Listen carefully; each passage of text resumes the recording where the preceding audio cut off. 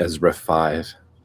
When the prophets Haggai the prophet and Zechariah the son of Iddo prophesied to the Jews who were in Judah and Jerusalem in the name of God, the God of Israel, who was over them, then Zerubbabel the son of Shealtiel and Jeshua the son of Jozadak rose and began to rebuild the house of God, which is in Jerusalem, and the prophets of God were with them, supporting them.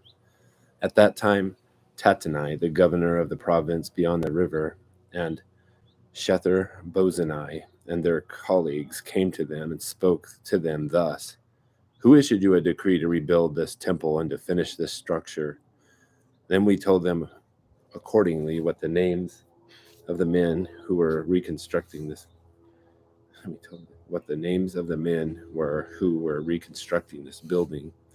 But the eye of their God was on the elders of the Jews, and they did not stop them until a report should come to Darius, and then a written reply be returned concerning it.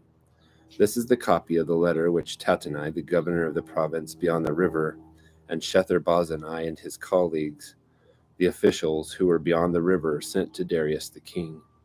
They sent a report to him, in which was written thus: To Darius the king, all peace. Let it be known to the king that we have gone to the province of Judah, to the house of the great God, which is being built with huge stones, and beams are being laid in the walls. And this work is going on with great care and is succeeding in their hands. And then we asked those elders and said to them thus: Who issued a decree to rebuild this temple and to finish this structure? We also asked them their names so as to inform you, and that we might write down the names of the men who were at their head. And thus they answered us, saying, We are the servants of the God of heaven and earth, and are rebuilding the temple that was built many years ago, which a great king of Israel built and finished. But because our fathers had provoked the God of heaven to wrath, he gave them into the hand of Nebuchadnezzar, king of Babylon, the Chaldean, who destroyed this temple and deported the people to Babylon.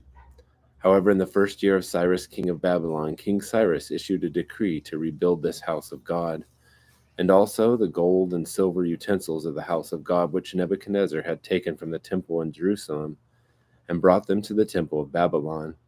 These King Cyrus took from the temple of Babylon, and they were given to one whose name was Sheshbazzar, whom he had appointed governor. And he said to them, Take these utensils, go and deposit them in the temple in Jerusalem, and let the house of God be rebuilt in its place.